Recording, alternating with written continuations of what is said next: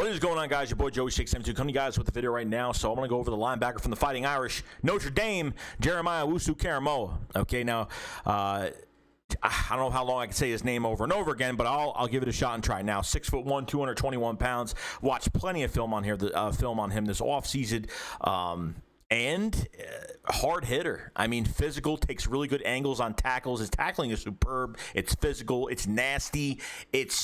He brings something different to your defense. That's why I like those linebackers that set the tone. I think this is a tone setter as a linebacker. I know you got Micah Parsons there, but they have Jeremiah going, projected for the first round, and he could go. I mean, I know like teams like Detroit, teams like Denver, Carolina, and especially the Philadelphia Eagles that you wouldn't mind bringing in a guy that has a good resume here. I mean, the Eagles have a third round talent in Davion Taylor. Nathan Gary is gone, thank God.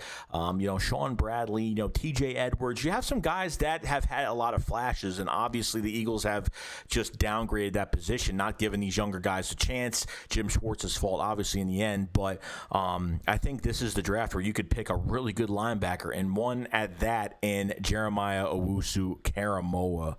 Okay, now the best part of his game that he's quoted is his man coverage, because a lot of the NFL teams now, they do a lot of sub packages on defense where linebackers go in coverage. Yeah, you have a lot there. And by the way, I forgot to say Jannard Avery's name because he was turned from a defensive end to a linebacker. The Eagles turned him back to a linebacker, so I just want to cover that real quick. I go over his stats. It's a 2-year starter, at Notre Dame. Owusu Koramoah tallied 142 tackles, 24.5 tackles for loss, 7 sacks, interception, 7 passes defense, 5 forced fumbles, 4 fumble recoveries, and a fumble return for a touchdown in 25 games.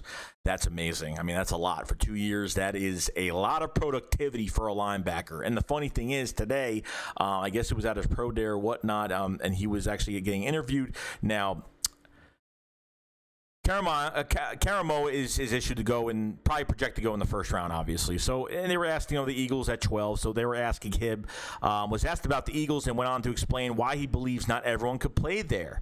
Talking about Philadelphia, and says you got to have some fierceness to you to survive in Philly.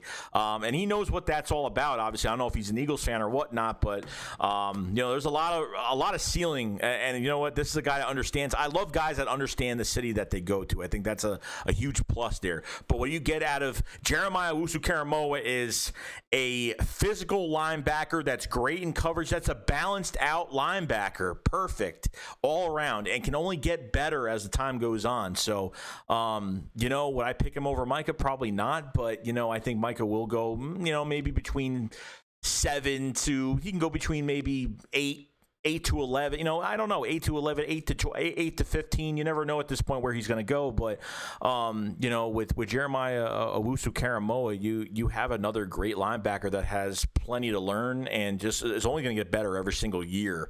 I think could be a leader on your defense, could be a voice on your defense. He likes to open his mouth a lot. He likes to talk. I mean, that's definite. I've seen a lot of that.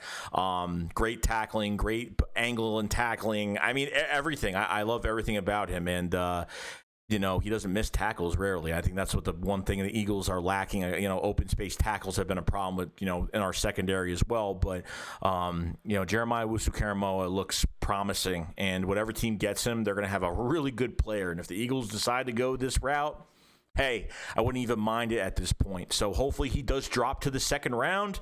Hopefully he drops further than that so the Eagles can move up and go get him. So it would be fantastic if we acquired a player like this, and I think it would really set us up for a good future defensively. So with Jonathan Gannon, hopefully they can bring the best out of his defensive players, which he's known for. So other than that, guys, that's pretty much it. I'll see you guys later. Shake Squad up, Files 5. Peace out, guys. Peace.